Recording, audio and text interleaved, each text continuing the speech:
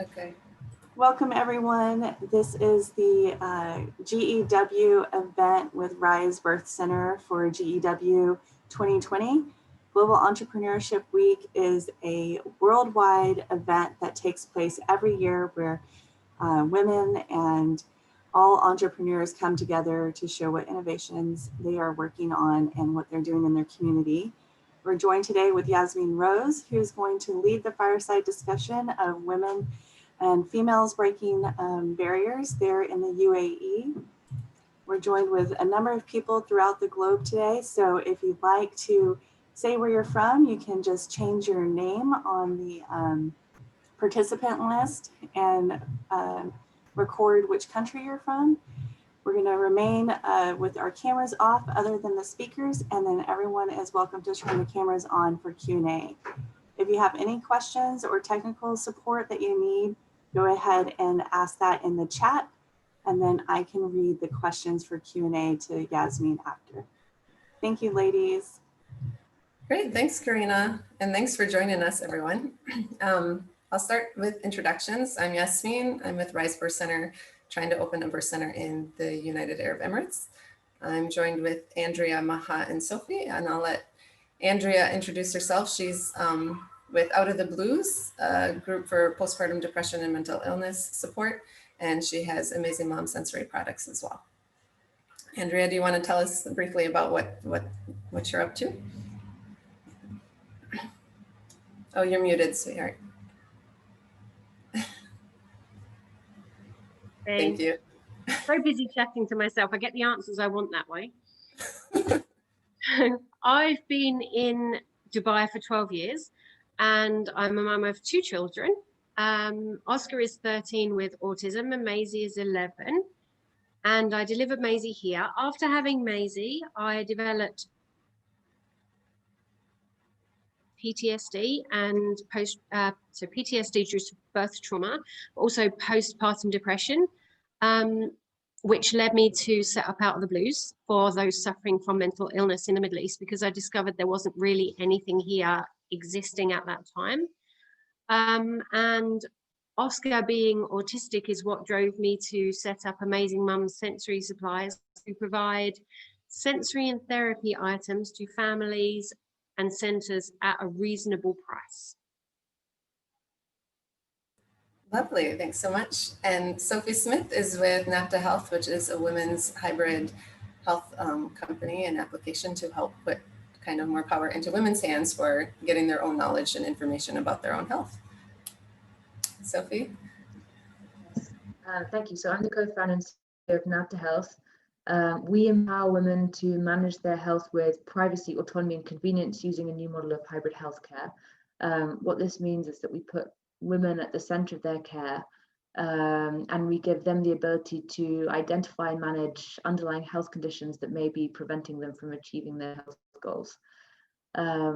My background in terms of Nabta, well, I had actually had 4 companies in social impact before I founded Nabta. I set up a doctor finding appointment booking platform in Pakistan. I set up a plastic recycling company in Sierra Leone, Sierra Leone's first waste management company.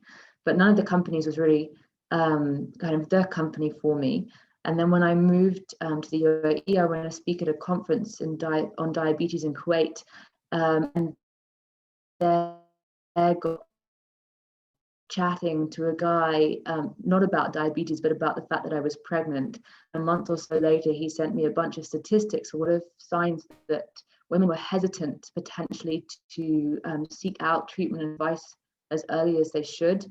80% of breast cancer is diagnosed at stage 4, 40% of women not attending a single antenatal appointment. And a study that actually Yasmin and I did with the Ministry of Health in the UAE recently, we learned that postpartum depression rates are at 56%. And the more I learned about it, the more I realized that a lot of this was to do with the fact that there was a culture of shame attached to many aspects of women's health. A lot of things, particularly fertility or kind of hereditary condition related, were seen as very taboo. A lot of stigma around mental health, as Andrea has mentioned. And so we decided to build a desk health in the region, one that would help address and confront different aspects of their health in a way that was truly linguistically appropriate, but also in a very proactive way manage their health. So them in a personalized way to resources and tools that are relevant for them. Great, very exciting for both of your companies. I think I will go ahead and start the questions, and when Maha comes in, we'll introduce her as well. Andrea, I'd like to start with you, if you don't mind, and understand what's been your biggest challenge for growing out of the blues, because it's been a topic that's not really accepted right off the bat when you start talking it, and what's been raising awareness for mental health? What's the biggest challenge for doing that for you? Yeah, so like I say, when I first set up Out of the Blues, which was now over 10 years ago, there was nothing here in the way of conversation. There was no community support, there was no peer support, there was next to nothing really. You would go and see a doctor, they would give you a prescription and you'd be sent on your way. The prospect of talking therapy was, pretty much swept under the carpet, which made it massively challenging, because if you look at the statistics, peer support is one of the top 3 elements for a successful recovery.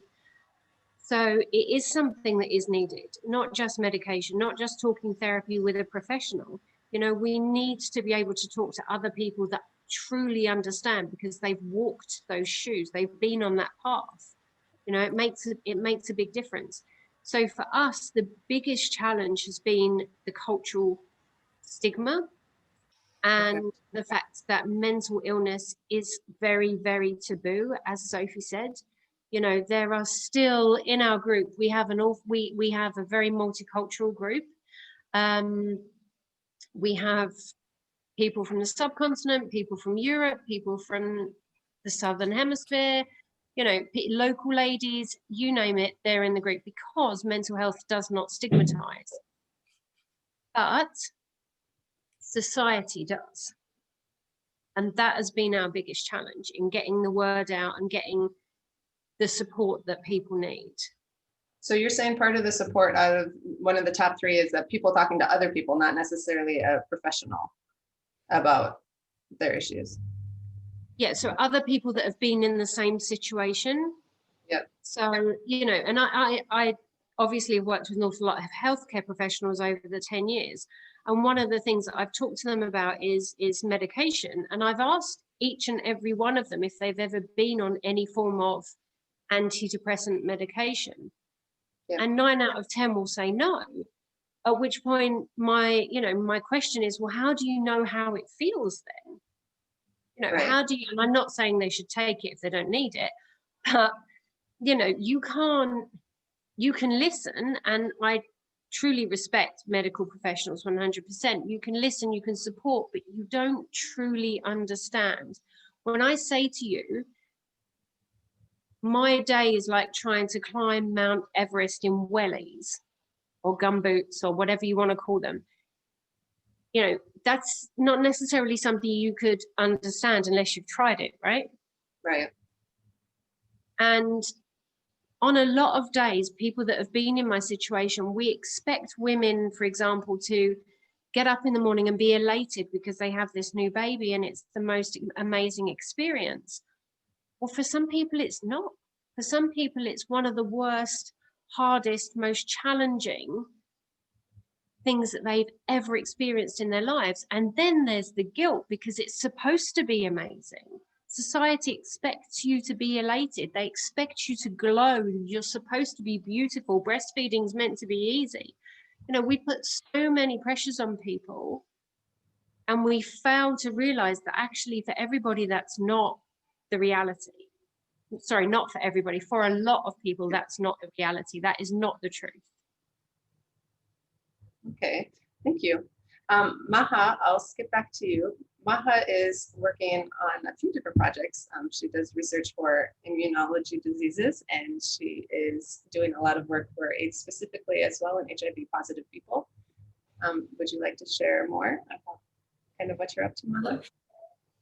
So we started a nonprofit organization to support women who are living with HIV.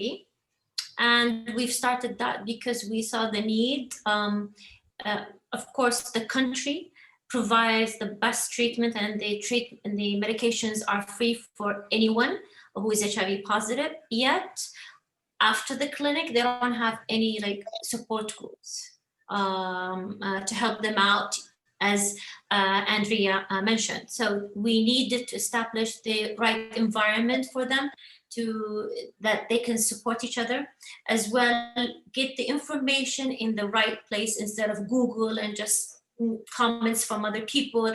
As Andrea mentioned, how would you know if you don't have the right information? So that's one thing. Yes. Great, thanks. Okay, Sophie, why do you feel working with taboo topics is important? I think working with taboo topics is important because these are the areas where women are most likely to experience unnecessary suffering, either because they don't have the tools, or they don't have the education, or they don't have the awareness, or they don't have the support to deal with issues that could potentially be life-threatening, or if not life-threatening, could have a detrimental impact on them and their wellness in the short and long term. So, for example, if you take the topic of fertility, we know that about 1 in 5 couples seeks fertility advice and treatment in the MENA region every year. The MENA region has the highest rates of infertility in the world, and this is largely due to the prevalence of non-communicable diseases like obesity, diabetes, and generally sort of poor lifestyle choices, the widespread prevalence of fast food, the generally lower nutritional content of food that's available on the market. And so the great unknown is how many couples, and if we assume that with many of the causes of infertility, such as polycystic ovary syndrome, there's up to a sort of 70% correlation with metabolic disorders like obesity, like insulin resistance, then that between about a third of adults now in the GCC diabetic or pre-diabetic, and over half are overweight. So you can assume that the number of couples who actually conceive because of non-communicable diseases is much higher than the 1 in 5 advice and support.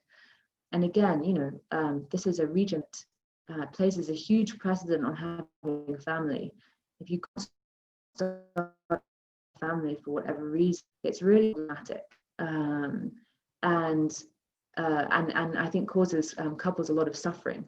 And again, for women, while I guess male fertility is also prone to sort of oscillations, and the quality of sperm does deteriorate after a certain age, is more prone to DNA fragmentation. Women have a much stronger biological clock where, after the age of 35, 36, your ovarian reserves start to reach a point where they're quite diminished, and so your likelihood of conceiving is less. So, if you struggle in silence to conceive for 10, 12, 15 years, and we know many women who are in that situation, it's often it's a battle that women will struggle to win. By the time they get to a point where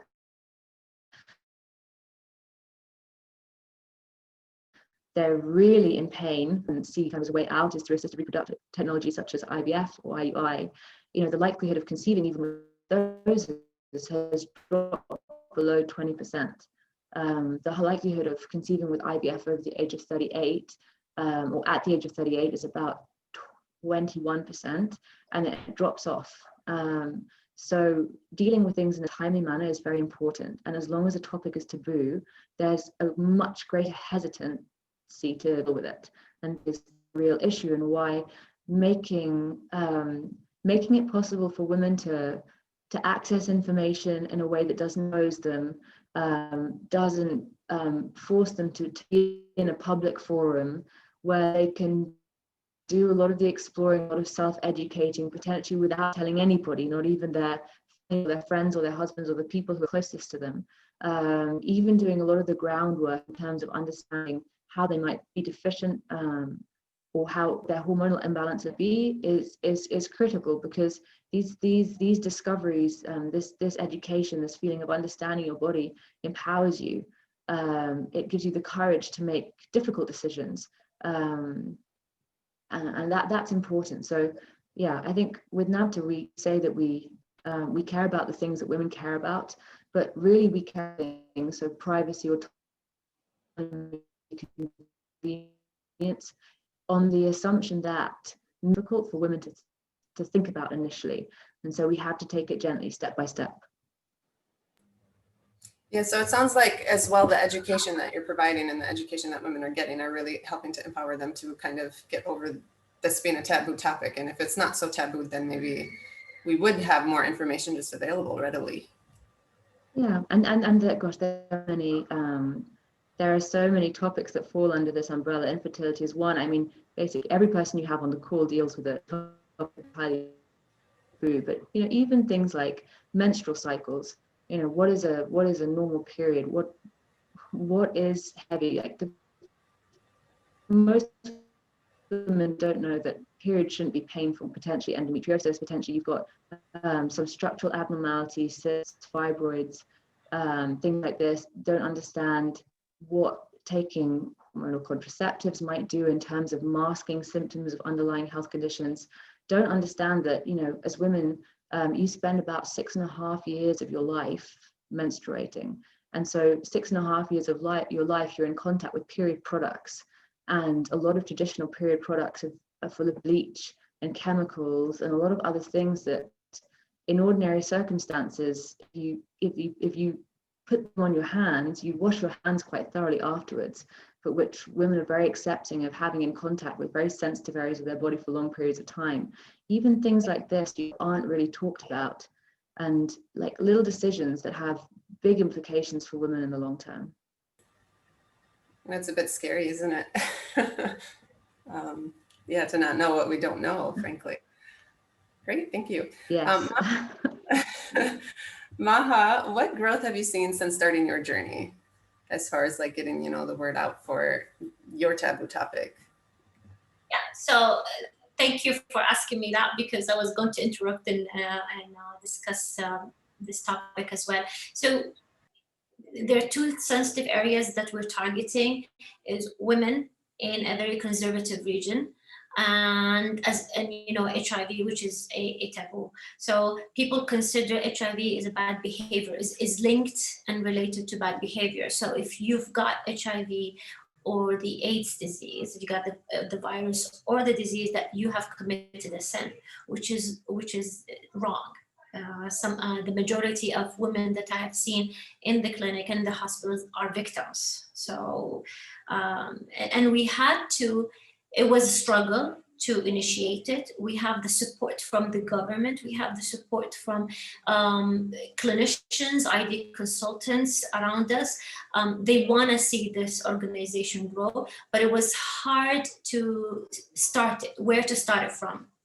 So it was not an easy road, I have to say.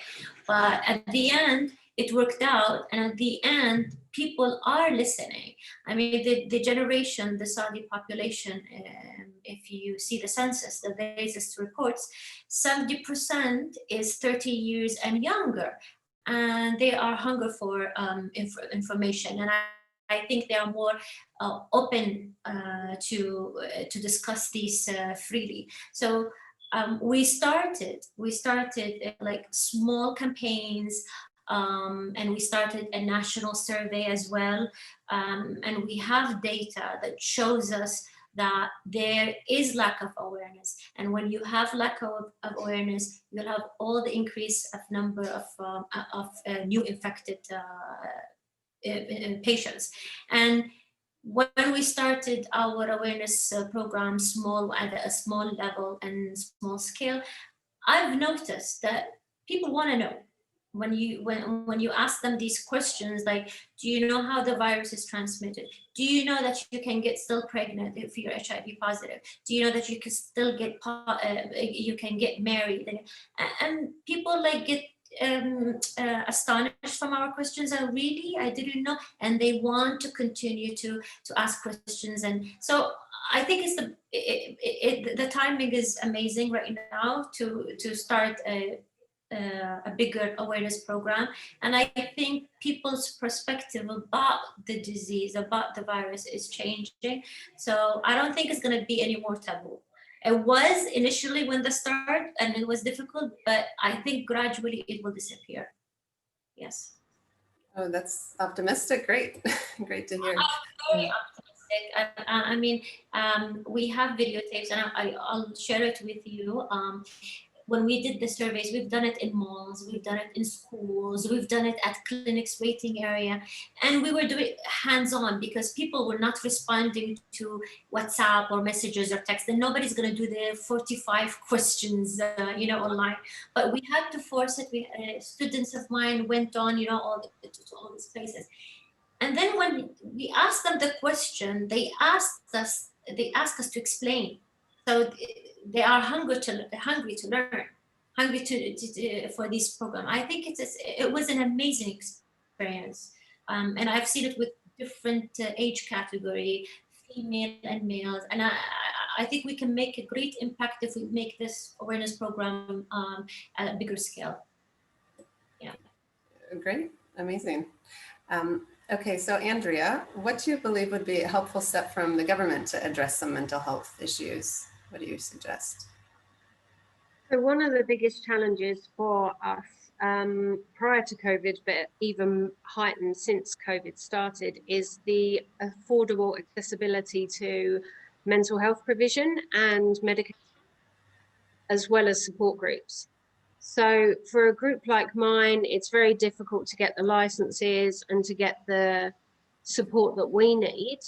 But then add to that, we have an awful lot of members who are on pay cuts, who are financially marginalized, who were financially marginalized prior to COVID. There is very little accessible mental health provision in the UAE as a whole. But one of the biggest challenges I feel we face is there is no mother and baby unit in the GCC. So, for example, we've had mums who have suffered from postpartum psychosis who need hospitalization, and they need intensive care and support. In the GCC, mother and baby would be separated because a baby couldn't be in that psychiatric unit. Yeah. However, that is proven to be actually hugely detrimental to the mother's well-being. Well, sure, you're taking the baby away. Right. Yeah. The point is she needs to be with the baby. She needs to build the relationship, have the support that she needs, be safe. The baby needs to be safe, but we're not providing that. We're separating them. Mum goes into a generalized psychiatric unit with other people with other challenges, and it just isn't a nurturing, supportive environment. So actually we need an overhaul of the mental health provision here. And we need to be looking at the broader spectrum as opposed to generalizing all mental health. Yeah, fair enough. And to really look at postpartum separate, or do you think all sorts of different issues should be looked at separately as well? I actually think we need to be looking at different issues separately. We only recently did they change the laws to say that suicide would no longer be an arrestable offense. Yeah. Right. That's only just come in. I've been fighting for this for 10 years, you know. We have people in our group who genuinely are hanging on by their fingernails, but they cannot get the help and support they need. One, because it's not necessarily financially accessible, but two, because the facilities just aren't there. And it isn't okay to have a mum and a baby in a generalized psychiatric unit, but it's also not ideal to have someone with self-harming in a generalized psychiatric unit or substance misuse in a generalized psychiatric unit. We need to start realizing that this is a far broader spectrum and treating each individual disorder, disease, illness for what it is, as opposed to just generalizing and sweeping it under the carpet. Yeah. And is there... Andrea, you raised it. Sorry, Yasmin. I was just going to say, you raised a really interesting point around just around postpartum care in general. I think if you are looking at kind of gaps in the ecosystem in the GCC, maybe not so much in Saudi, but definitely in the UAE, postpartum care is a big one. And again, particularly for women who suffer pregnancy or infant loss. And this extends, in fact, to the wider MENA region. We have had several women who have, firstly, had their concerns around preeclampsia and other kind of high-risk pregnancy complications go ignored, who've then ended up delivering dead babies around 35, 36 weeks. Babies immediately taken away. The mothers haven't even seen them, and then the mothers have been admitted straight to delivery wards, where they've been in wards with mothers who have given birth to live babies. And the one woman, even had a lactation consultant come round and teach her how to breastfeed. And she said, "My baby is dead." And there was just no comprehension of how to deal with women who had lost their babies, or so I think the care pathways are definitely, I mean, from my perspective, it's exciting because it's an opportunity, and it's the opportunity to build things better than they exist in other places. But there's definitely a lot of work to do in the postpartum space. Right, and the scary thing, Sophie, is that that's my experience from 10 years ago. I delivered my daughter, who went straight into intensive care. No one told me for 2 hours whether or not she was even alive, let alone whether or not I had a boy or a girl. And then they wanted to put me into a maternity ward. And I said, I'm not going somewhere where other mums have their babies and my daughter's critically ill. Can you not see how damaging that might be? And that was 11 years ago. So why are we still seeing that today? Why are we not learning from that when there are so many of us having these conversations? So there is so much still to learn, Yasmin, not just here, across the world. We certainly can't say this region is on its own in that, but I think we're very lucky that there are women like the four of us that are standing there and saying, this is where we need to go, this is the direction, and these are the things that we need to look at changing. Yeah, absolutely. Thanks for sharing, of course. And it's really enlightening to hear the stories. The first time I talked to you a few months ago about it, I was just kind of outraged, actually. Because if you're not in it yourself personally, you don't know. We're not having that broader conversation to understand, like, this is why it needs to change. This is what's happening. We don't even necessarily know. Sophie, do you want to elaborate on what other opportunities you see for the region as well? Well, I think in general, there have been several webinars, and I think some have been conducted as part of GW this week, on how Saudi has the potential to be the health tech hub globally, because they have got a huge amount of capital. Firstly, I know Maha's like, yes.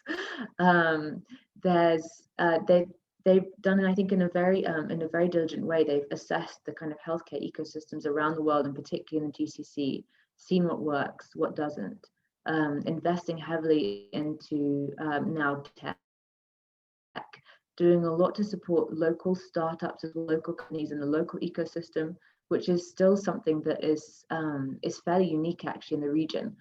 Within the meaning, there is obviously some support within certain sectors for local companies, mostly in e-commerce and marketplaces.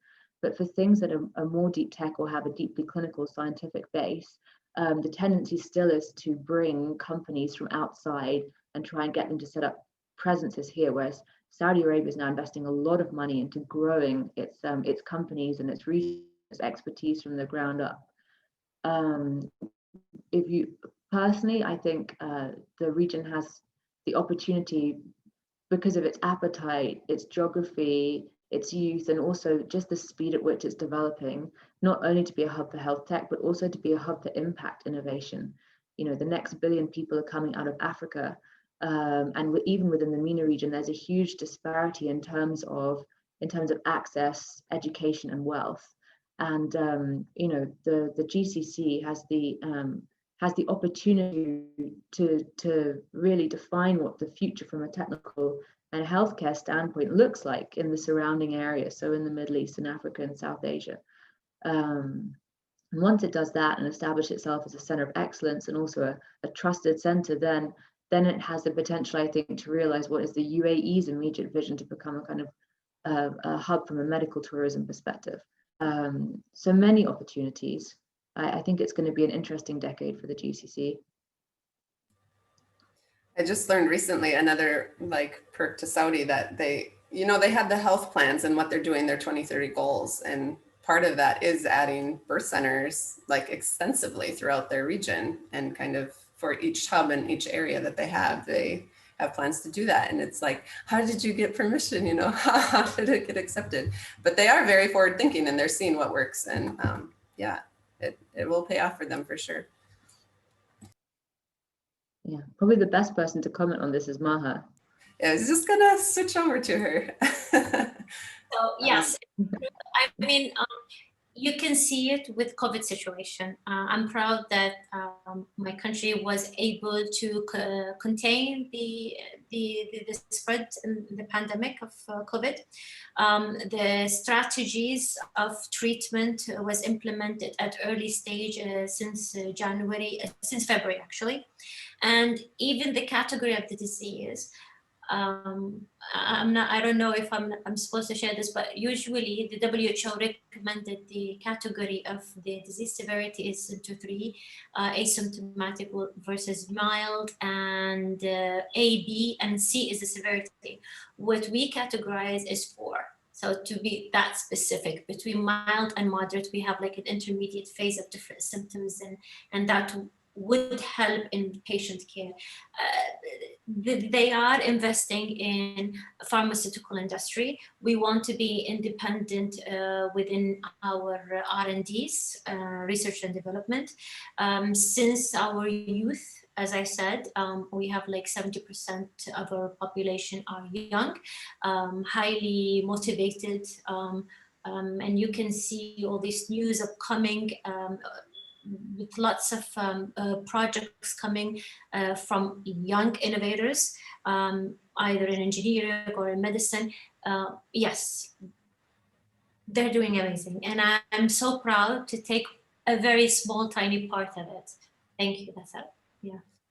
Maha, do you also want to expand on what you need to implement your plans? Because you have a target of having 90% of the population screened for HIV and 90% of those people on treatment, and then 90% responding to the treatment. So what would help you to implement that? So you know that the World Health Organization's goal, the UN AIDS program, their target is that at each country they have to reach 90, 90, 90, 3 90s in a row for HIV. So 90%, the first 90 represent that your the first 90 represent that you have to have your entire population to be screened. Okay, and that is because you can't stop the spread of the virus. And the second 90 is that all those 90% who are positive are 90% at least on treatment. And then the other third 90 is they have the effective outcome. So a few countries reached this goal. I think it was only the Netherlands who reached so far the 90-90. We only achieved as the country, Saudi, reached only the middle 90, which is that every single HIV patient is provided treatment. Yet, what we want from our NGO is to screen more. So when that is, you cannot just go and screen people, you have to make them aware of the disease first, and the consequences of the transmission, and then give them the opportunity that if you get diagnosed early, you have a better prognostic and better care and better management of the disease. So yes, that's one of the challenges, and our target for the next 2 years is just to increase and make our awareness program hit hard and go big, hopefully. And I think yes, we're going to do something with you with the screening, right? You're doing something with Sophie for the screening? Sorry, what did you say? Yes. Yes. Okay. Yes. Yes. Yeah. So we are, one of the things that Nabta will be launching hopefully soon, definitely within the next 6 months, is home testing using small volumes of capillary blood. At a large number of with this, but then again, you know, this is another way for women to, in a very discreet way, and potentially with anybody else knowing, because you get a test kit, but it's pretty much in a plain box. You can take the sample yourself. Either women will be given a lancet, or they'll be given a little self-sampling device that painlessly takes the blood for them. Yes. Go on, Go Maha. ahead, Maha. All right, I'll just carry on then. Andrea, have you found the journey to have I conversations? don't know. Is it from my side or your side, the connection? Yes. I We don't know hear if you the now. Okay, great. The connection was lost from my side then. Oh, okay. So sorry, what was the question? Sophie was just expanding on how they're going to be doing home I was testing. just explaining, yeah, Yes. how the Okay. blood test will work. So can I add something on that? So you cannot provide home testing for such sensitive topic for example, HIV, to everyone without giving them the knowledge and education about the virus and the disease first. So we do have the self-testing here, but we haven't yet provided it yet. So before we start the awareness program, I don't think it's a good idea, because once we want the person or the individual, once he or she gets tested, and their expectations, where to go if they're positive, what to do if they're tested positive. That's very important. Is the next step, not just to get tested. Oh, I agree, Can I Maha. ask? We have the same conversations around genetic testing. So, you know, testing is another one of these things where what you're giving people is the statistical likelihood of a certain condition. And you need to provide them with a lot of context up front. And then ideally, you need to give them genetic counseling in a very proactive way and in a very personalized way once they get the results. Otherwise, you open a can of worms and people don't know what to do with the material that you've given them. So it is definitely, awareness is absolutely key. Yes, absolutely. Andrea, were you going to add something as well? Yeah, Maha, can I just ask, outside of your organization, what is there in the way of counseling for those that test positive? Support, education? So all I can say is, from my knowledge, and which is restricted to an institute, they do provide counseling within the institutes. So within the healthcare system, within the hospital premises. But I've seen the challenges is outside the hospital. Where shall they go? That's the challenge for patients. And you know that our treatment and our healthcare is free for everyone. So we get swamped with patients on a daily basis. So to serve everyone is not going to be realistic. I mean, it doesn't mean that they don't do all these social support to the patient at the clinic, per visit, per appointment. But what we need is support system outside that. And this, you know what I mean? So it's like, this is the challenge, is that there isn't, to be honest, as much as far as I know, there isn't, and this is why we started this NGO. We are targeting women. We're specializing in women because it's a very conservative country. We're a bit segregated, and leave out the cultural issue. Women tend to have their own needs. I think they need to be supported among each other, and this is why we decided to have it more designated for women. Yes. And, so to answer your question, not yet. We don't have anything that is outside the hospital time. Yes. Wonderful, you started it then. Andrea, Yes. do you want to share more on how your journey has been about sharing conversation or having these conversations about postpartum depression, and even like, you know, your sensory company and autism and things. Has it been harder or easier than you expected? Way harder. I think certainly from the mental health perspective with regards to depression, obviously we've touched on it, all of us. There are cultural challenges, you know, and it's not about, as Maha said, it's not just about the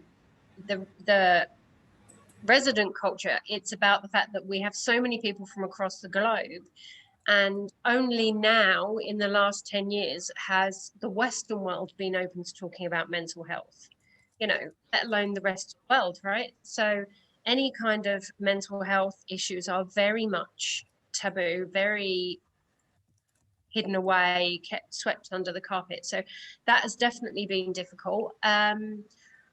However, you may have picked up on the fact that I'm very open, very honest. I have always approached every discussion, both with mental health and also with my child's hidden disability, openly and honestly.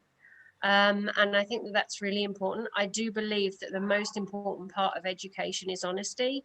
And I've done interviews that I've gone back and read the next day and gone, oh, God, did I really say that? Like, that's brutally honest. And now the whole world knows how batshit crazy I am. Sorry. Probably shouldn't have said that. You know, but exactly my point. That's kind of who I am. So I've done the interviews about me. I've done the interviews about Oscar, you know, running through City Hospital. If you can imagine a busy hospital at Christmas with this, I'd say about 20-foot Christmas tree. And my 9-year-old with autism decides that the best thing in the world right now is to get to the star on the top of this tree because he wants to have it. Mm-hmm. And I'm literally standing there going, no, as he tries to navigate past this pregnant lady and her husband to get around them, to scale the tree to get the star. And I'm just thinking, this thing's going to crash to the floor in the middle of a hospital. And then I'm going to have to explain this, right? Because no one knows he's disabled because you can't see it. Because Oscar doesn't look disabled. He has autism. There's no physical disability for you to see, right? So those things make it so difficult. If I had a broken leg, people would open the door, they'd offer to carry my shopping, they'd be really supportive. But as soon as you have something that is not visible, not so easy to see, and I'm sure Maha's experienced this, and I'm sure Sophie has too, you know, as soon as it's a hidden thing, something that they can't see, they can't necessarily openly relate to, they'd rather just pretend it's not there. You know, and in the UAE, certainly in Dubai, we've recently rebranded disabilities as people of determination. Mm-hmm. And in all fairness, it makes me laugh every time I see it, because if I take Oscar to the mall and I park in a people of determination space, it's not him that's determined, it's me, because I'm determined we're going to survive.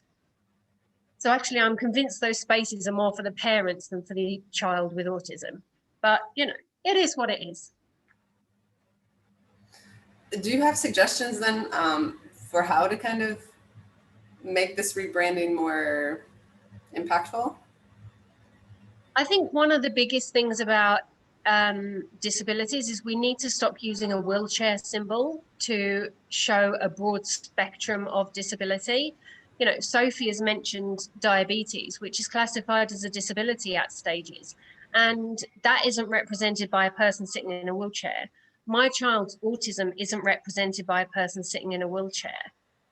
We need to stop thinking about disability as a physical impairment and start thinking about individual people that don't fit in a bulk standard box. And as society, we need to open our minds and be more accepting. It's that simple.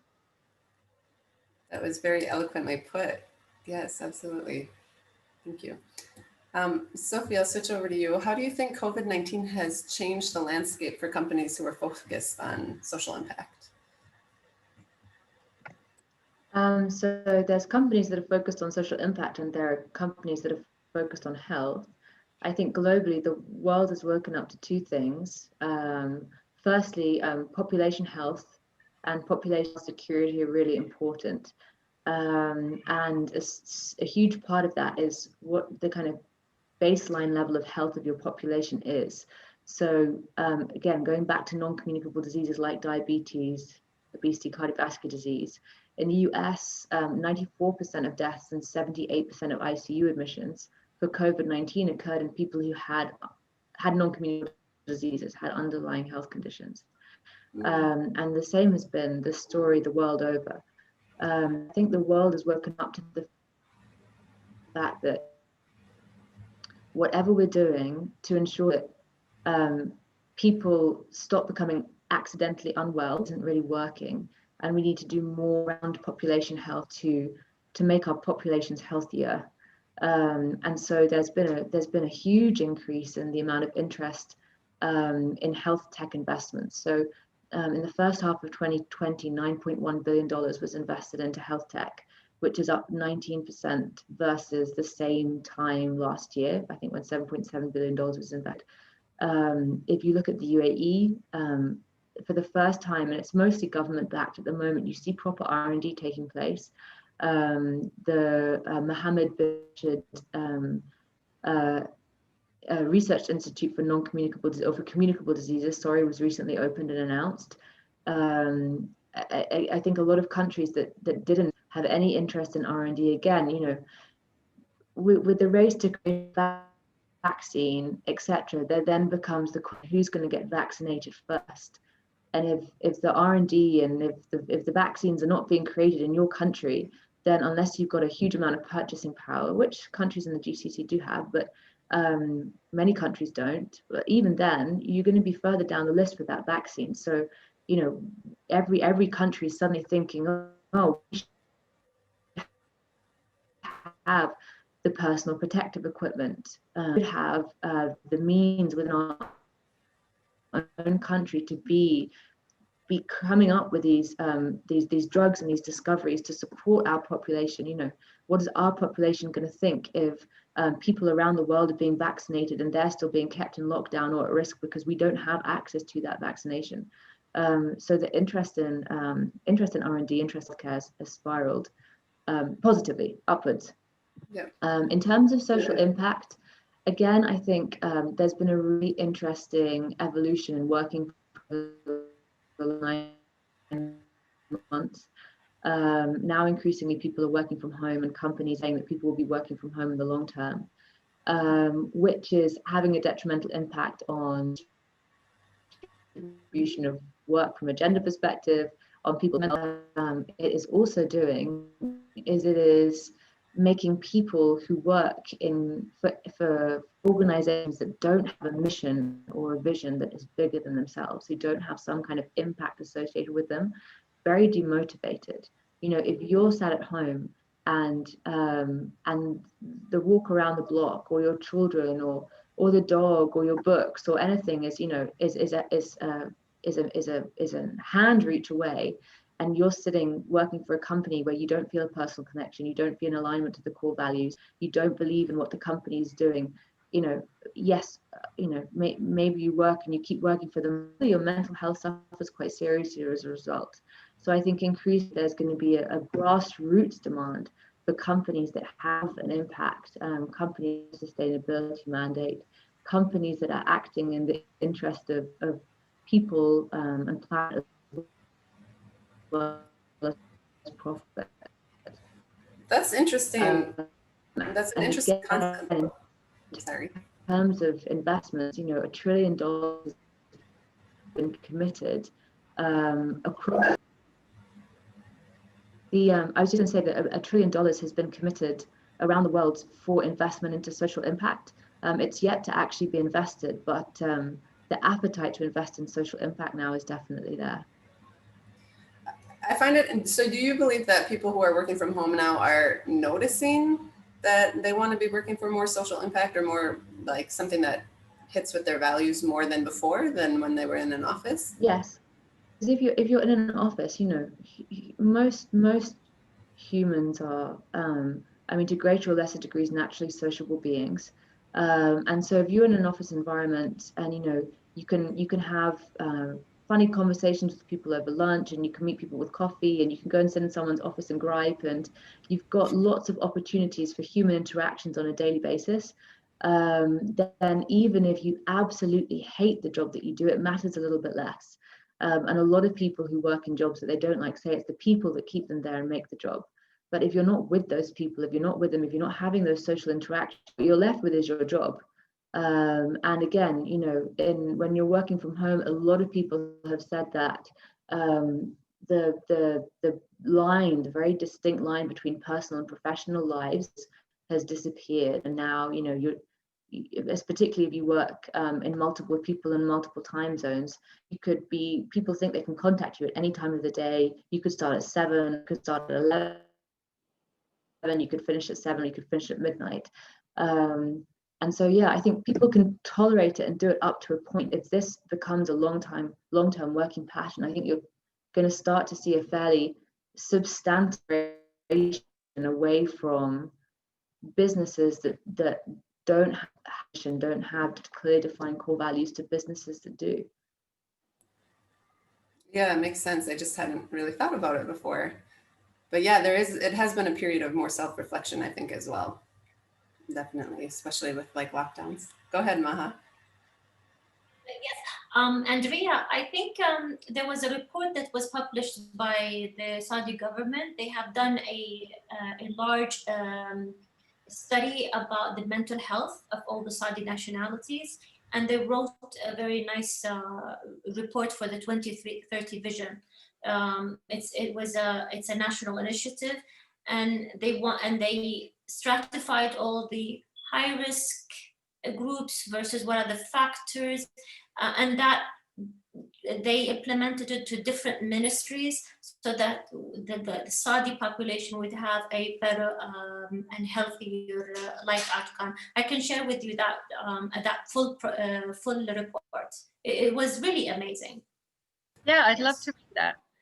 And it's interesting, touching on what Sophie was saying, we've seen since February, when COVID obviously started to have an impact in the region, we've seen a huge influx of new members looking for support. We've seen a massive impact, not just from the financial elements of COVID, but from the family dynamics, being forced to homeschool children, having salary cuts, having to work from home, all of a sudden having to be with your husband 24 hours a day, or your wife 24 hours a day, and your kids 24 hours a day, you know, not being able to just go for a walk, not being able to do the things that we did before, you know. And it's, as Sophie says, having a job, your husband getting up in the morning and going out to work, even if he hated his job and he came home and he moaned about it for the next 2 hours, at least you had some respite, as opposed to him sitting at the other end of the dining table to where you're trying to homeschool your kids, and him being miserable doing his job there, or her being miserable, let's be fair, you know, doing their jobs while you're trying to do your job as well. It's having a massive, massive impact. And we have seen so many members coming forward saying that they genuinely are not coping in their family dynamic as a result of this new normal, and having partners, loved ones forced to work from home. You know, it's having a huge impact, and on their own mental health as well, you know, having to work from home themselves and being isolated for those that don't have families. You know, the amount of people that are working from home that are by themselves and totally alone, it's having a huge impact as well. And not only that, even healthcare workers, they have suffered a lot of depression. We have seen lots of cases. So they were the frontliners and they were away from their families. It was a bad time. It was a really horrible time. Yeah. There seems to be more anxiety too, at least from the ones that I know who are working in healthcare, because they don't know. They just feel like they're waiting to get it, and you know, then they're out, and then they're putting more stress on their teams, and then they're short-staffed, and it's just kind of the cycle. And they feel bad saying no to shifts because they know they're short-staffed, and then it's hard on their coworker. Yeah, it's a poor cycle at the moment, definitely. It's too bad it comes through and impacts all this mental health. Maha, I wanted to ask you, what is it like for an HIV patient in the GCC? What's kind of their experience so we have more understanding of what they might be going through? Honestly, and this is not just in Saudi Arabia, it's in the all Arab country. It might be more focused in GCC, but this is normal in all the Arab countries. It's very hard. So if you have HIV and you're tested HIV, you're doomed. You can't get married if you're single. You can't get a job. Yes, and the burden on a woman is even worse. And this is one of our objective with this organization, is to try to change the laws. Again, before we try to help change the laws. Actually, there is no law in our labor law. There is nothing that states that you cannot hire an HIV. It's the culture, it's people. So we have to change it. To be honest, it's I always look at HIV. It's like the late 80s in Europe and US when they discovered HIV and AIDS. This is where we are right now in the Arab countries. Nobody wants to talk about it. That is before, but I'm telling you, the past 2 years, people are changing. The whole country is changing, even with these topics. So I'm optimistic that it will change. There was something, but it's hard. Oh, go ahead. Sorry. You had mentioned before that there's now more graduates who are researching this topic as well. And can you share about that a little bit? So when I came back from the US, I've noticed, like, okay, so we have the best research institutes in the Middle East. We're ranked #1 in the Middle East, and we're also recognized internationally. We do lots of genetics and cancer, cardio, transplant research, but nothing on HIV. So as an infectious disease, when I came back and I was starting to establish the immunocompromised host research program, and that is studying populations who their immune system is suppressed, whatever the reason is. Is it genetics, or is it cancer, or is it virus or drug induced? So we've started the first time the HIV/AIDS research effort. So we do have clinics, the best clinics. We have the best clinicians. Treatment are available. I remember when I wrote the first article, the first treatment was available once the FDA approved it in 96. So it was in 96, yeah, before the US got it. So they provide the treatment, but we don't have the research. So how are we going to cope with vaccine development if we don't even know the strain and type of the circulating virus that we have? And this is where what we have done. And the other thing is, because there is lack of awareness, patients here tend to take these antiviral drugs, right? And then for a couple of weeks, and then when they start to feel that they're getting better, they stop these antiviral drugs. And then what do? What happens is the virus mutates and it becomes stronger, just like superbugs if you misuse the antibacterial. So again, this is because lack of knowledge. But the research effort that the team did in my lab is they mapped all these mutations. So right now we can identify these mutations, and that helps physicians to better plan their antiviral regimen. So it started small, and I'm happy to say it started small, and everybody, I mean, I'm not kidding. I mean, people are like, why are you working with HIV? There's only HIV. You can work with other viruses. Like, why HIV? Move on. And people were afraid to even enter my lab, that small lab, because they thought they would get HIV. So I had to put posters in the corridors just to show how the HIV virus is transmitted. I had to give workshops, and this is like you're talking about educating people. They should be aware. And then now I have to people have to wait in line to get a chance to work in the HIV research. So this is where we are right now. Yes. Great. And It's great I'm that happy. you've had so much growth. Yes, absolutely. And they're a wonderful team, and they are working with HIV research, and we're happy. Yes. Amazing. Great. I'm going to open it up to questions from anybody in the audience. Is there something? Yeah, Andrea is saying the key message from all of us has been that there needs to be more education. Yes. Definitely. For birth as well. I could go on and on. The more women know, the more they're empowered to make their own decisions and to be informed about those decisions and have then, as a byproduct, then a more satisfying experience, of course. Yes, if anyone has a question, just put that in the chat. This has been incredible. Every one of you, thank you so much for what you're doing for the future and for everyone right now. This is so moving and inspiring to hear every one of your stories. Thanks, I'm gonna see if Karina. there's- Thanks for helping us host here.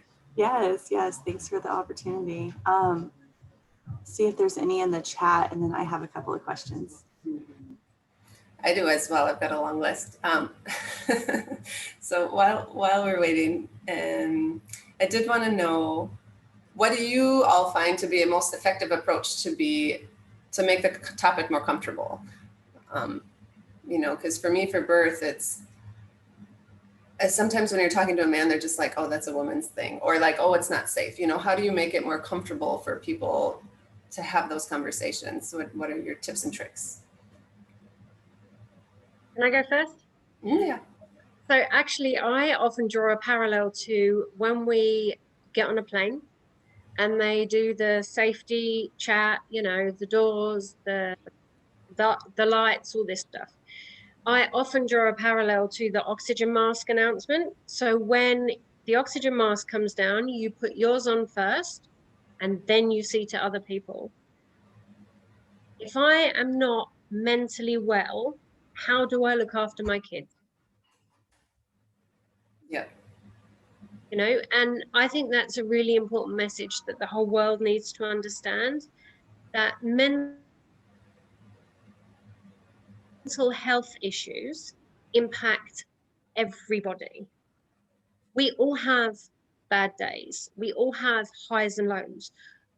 We have them in varying degrees, but we all have them. And the reason we all have them is for exactly the same reason we all stub our toes, we all get headaches, because ultimately we're not machines and our bodies are not infallible. And we need to start normalizing these things and appreciating the fact that having, I don't know, having postnatal depression, having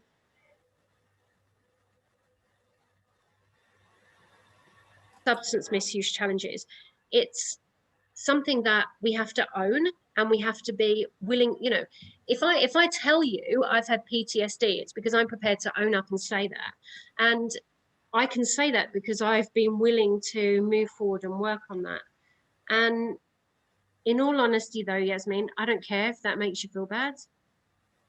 I actually don't care if you feel embarrassed or you feel awkward about it, because hopefully by the time finish talking about it, you won't. You'll have a better understanding, and you'll feel more, you'll see that actually I'm just a person that went through a difficult time, and the end result was PTSD, as opposed to my falling down the stairs and breaking my leg.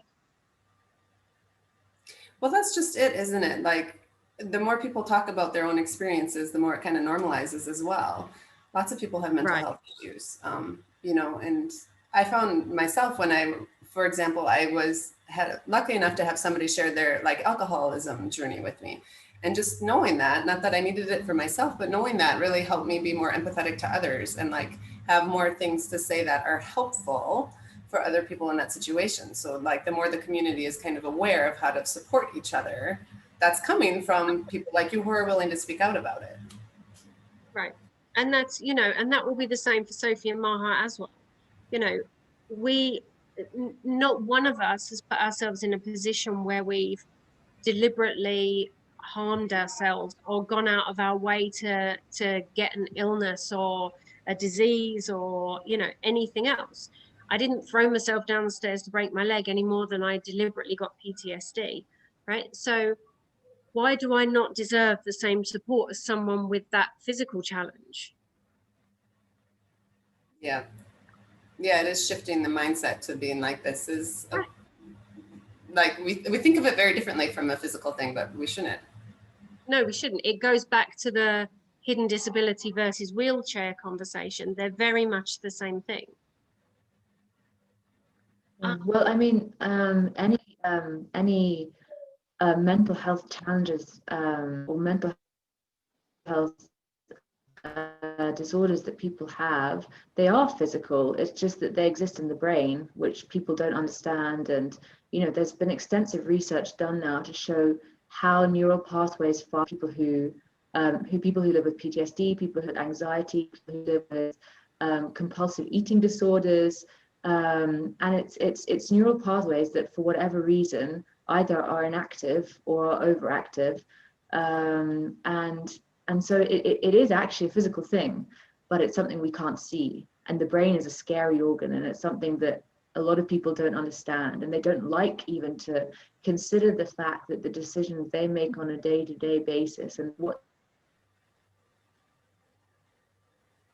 they consider to be themselves and their mind, if the things that are less positive are there, so the things that are more positive.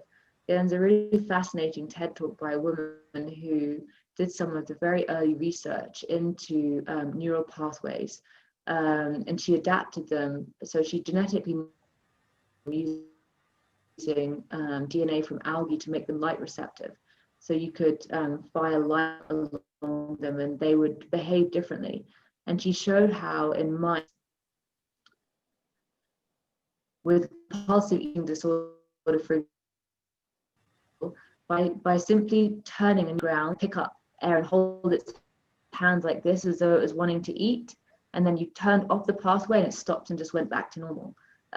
So yeah, I think it's a in some ways, I don't know, I also feel like maybe that makes it more comforting, because if you explain to people that there probably is or that there definitely is a physical element to it, it just exists it's in your head as opposed to kind of out where everybody can see it, then maybe it makes it a little bit more tangible and reachable. We're very comforted by things that we can see and touch and taste and feel. So maybe that's also helpful for people to realize that the brain, as with any other part of our body, can become unwell. I would say from my experience is that you just have to talk their language and be a part of the community and feel that and get their trust. And trust me, you'll be 100% heard. And this is what I've done, and I've learned from them. How do you get that trust though in the first place? How do you get that credibility? So when you talk, this is really unique. So when you target like the elderly, so they're very more conserved, you have to dress conservatively, talk to them conservatively, that you do not want to promote bad actions. No, you link those bad actions, like for example, is protection. It's not, I don't define them as bad actions. So they listened. Okay, then the young generation, you try to talk to them with open mind, and you give them more information. You have to maneuver with the society, and you have to earn their trust. I don't know how to explain it, but it worked. It worked, yes. Well, speaking to people on their level, I think, and in a way that they're used to communicating. Yes, exactly. Yeah. And make them feel comfortable. Yeah. We're getting another question in from the. I think my experience has probably been. Go ahead. Sorry, I was just going to say, I think my experience has been similar to Maha's. As soon as you say that you work for a women's health company and your aim is to empower women to manage their health themselves, I found that the outpouring of stories, and sometimes things that have not been discussed, like clearly not been discussed with other people,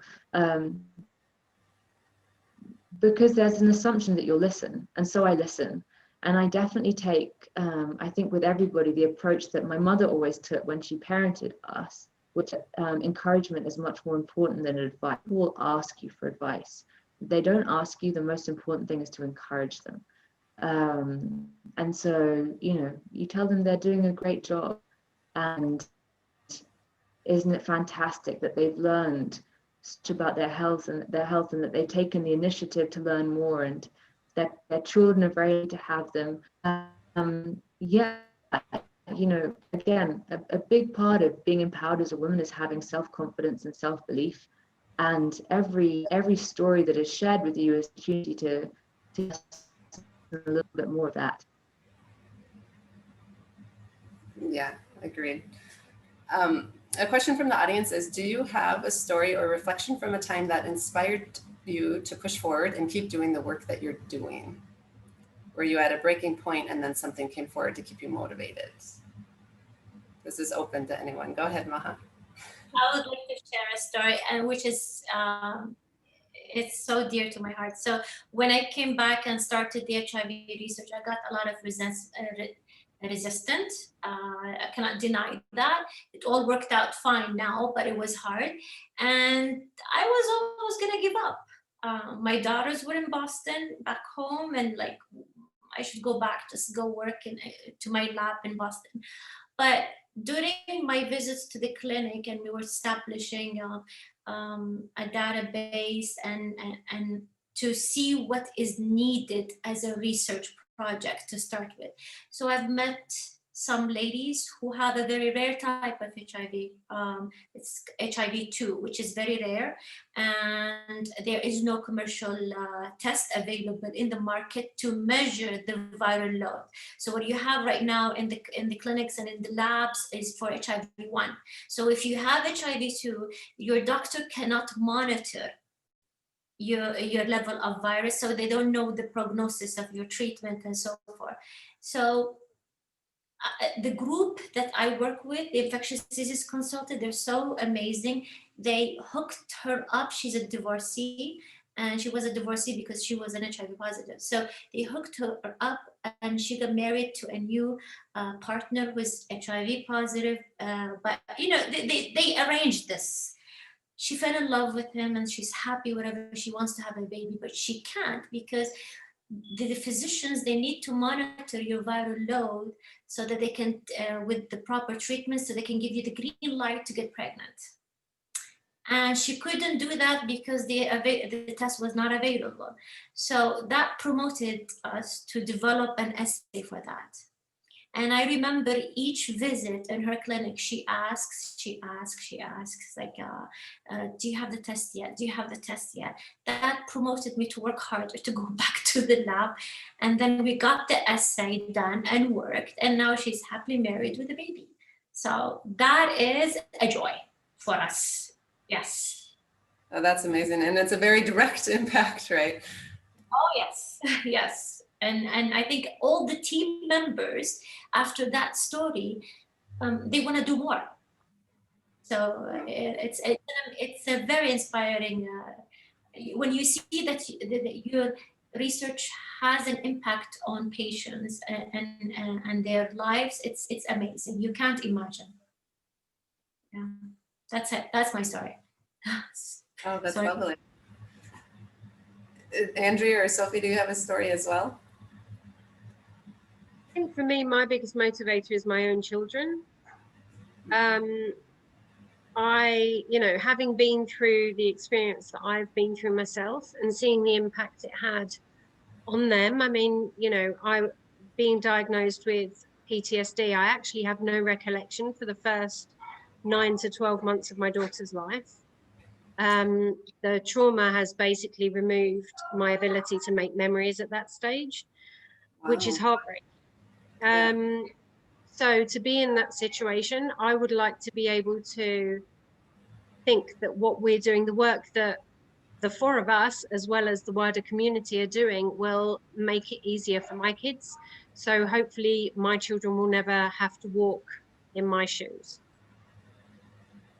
Yeah, definitely. I think that motivates me as well with the birth center, is that, you know, I want women to have a better experience for themselves than what we're currently getting. And a lot of people are getting trauma, and then it does kind of roll into postnatal depression and all these other things. And we're not as a community necessarily tying it together, that this is from the birth, this is not educating women, this is not giving them the ability to make their own decisions in that moment. You know, it's a big vulnerability that we're not taking care of properly. You know, and so the more I see as a doula, even from birth, is just the more I'm like, nope, we need to have another option. There needs to be somewhere else to birth. And here specifically, because there's not that option. We don't have home birth. We don't have, you know, birth center options. We don't have even midwifery care as an option. No. You know, Can we until go the back to delivery the itself, previous if they're available.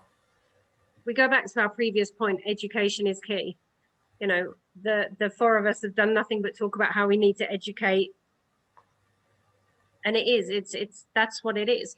We need cultural acceptance. We need society to broaden their minds and appreciate that not everybody fits in a box. We are all different. There are challenges faced by every single one of us, and education is key.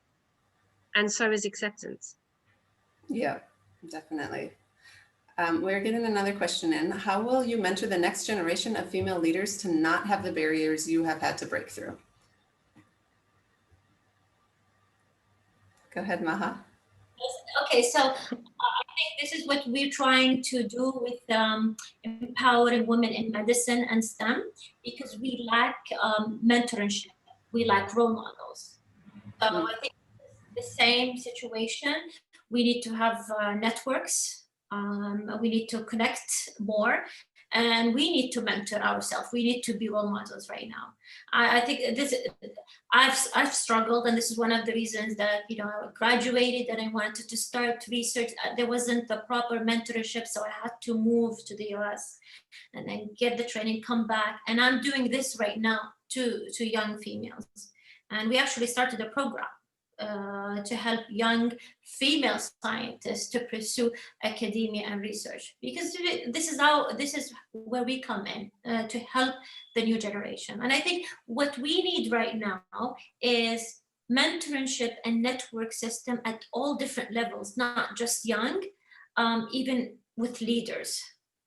We still need support despite our positions. Yeah, and even like that opens more conversations as well. When you, even if you are having a mentee, that can also be enlightening as well. So the time you give in both directions can be helpful for both, I think.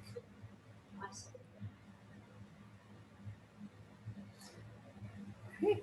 Anybody I else? agree. I think, yeah, for us, I guess from a startup perspective, the biggest barrier to entry for women at the moment statistically is the lack of capital and venture capital funding that's available to women every year. So 2.8% capital went to female-led companies last year. And you'd have people say, oh, you know, that's just an excuse. But for whatever reason, female-oriented company are not securing the capital, and the reasons given are several. But you know, you're building something that's only for half the population. That means that, you know, how are you going to scale effectively? I hasten to add that nobody ever made this comment of Viagra when it was introduced into the US market, whenever it was in the 1980s.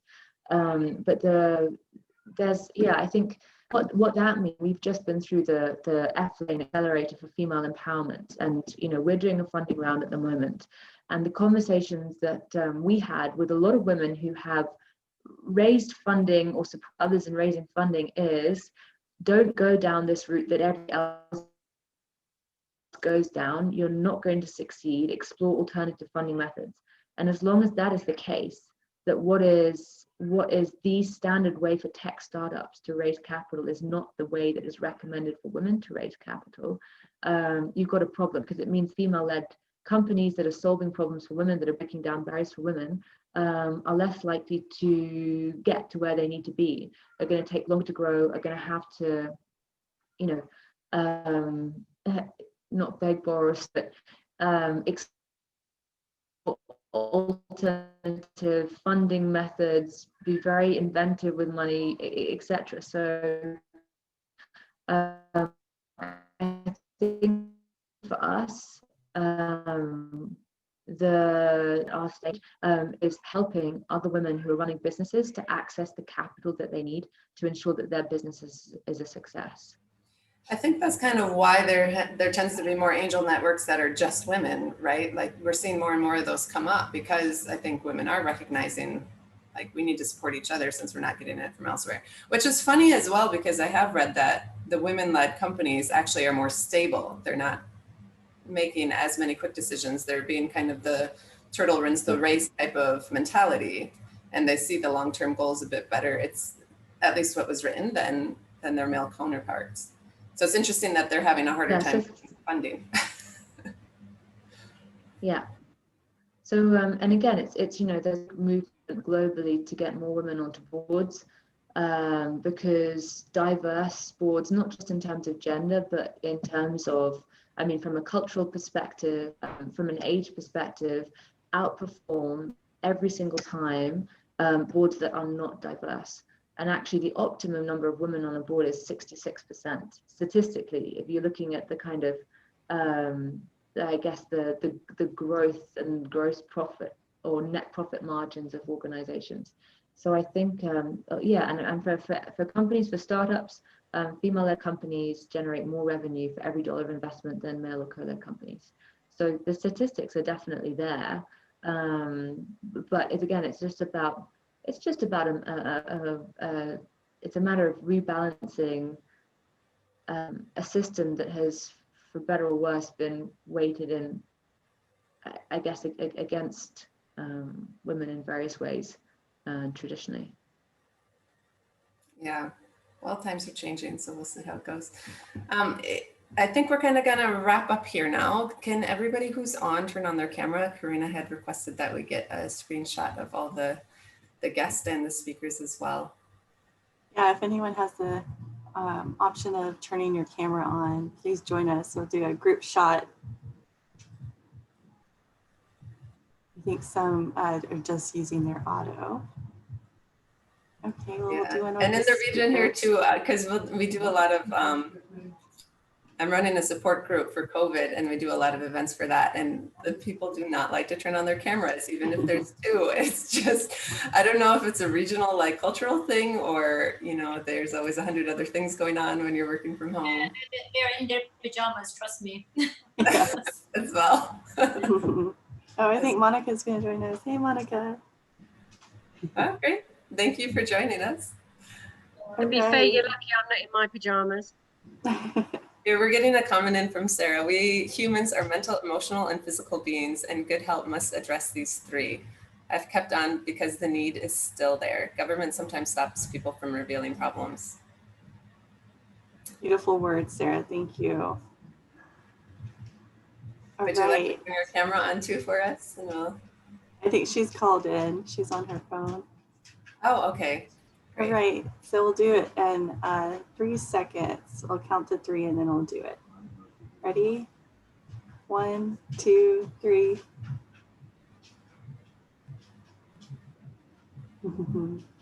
Yay. You get it? Yeah.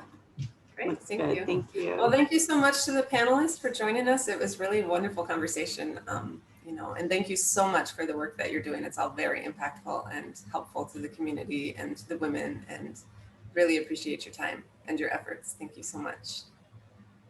Thank you for having me. Thank you. Thank you, Karina. Thank you. Thanks. Please Karina. continue the conversation on Twitter. And if you follow the hashtag GEW2020, you'll be able to keep the engagement going, and we'll be recirculating this. Thank you so much, ladies. I'll just reiterate all of the companies as well. So I think we all kind of individually. So there's NISMH for Mahas, NIMSA, and I think you're on Twitter, I believe I saw. Sophie's Nabta Health, NABTA Health. Andrea has 2 different companies, Amazing Moms Sensory Supplies and Out of the Blues, which is the support group for mental health. And then myself, I'm on @RiseBirth or @RiseBirth Center. Okay, so that's how you can get a hold of us. Thank you very much, everybody. Bye. Have a great day. Thank you. Bye.